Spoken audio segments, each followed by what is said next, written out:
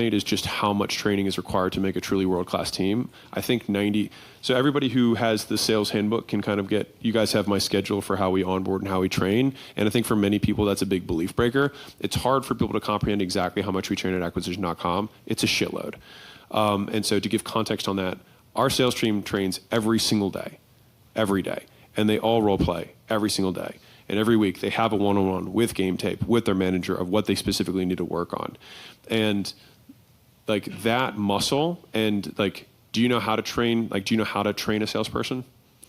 I would say no. Okay. So you train salespeople through like role playing until your eyes bleed. Because fundamentally, it's the fastest feedback loop that you can give someone in terms of training anything. So they say something, and so the way that we train is, number one is you have to memorize a script.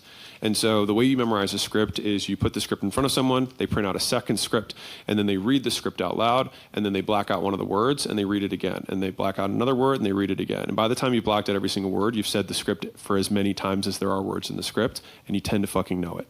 And so then you're staring at an entirely blacked out page saying the entire script. That's how you memorize a script. Once you can breathe the script, which is what we call it, once you can breathe the script, then we practice the role-playing component, which is us going back and forth. And so when you're reading the script with someone, we have a hand up with heads nodding. And the first time someone's going to go through a script, we're going to say, hey, just to be clear, we're going to interrupt you probably like 50 or 60 times by the time you get to the end of it. That's okay.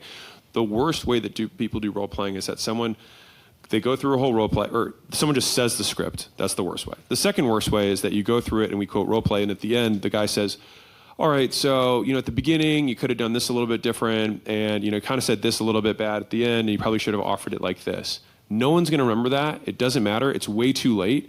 The reason that superstition happens is because you change something, and then you immediately get feedback. And so once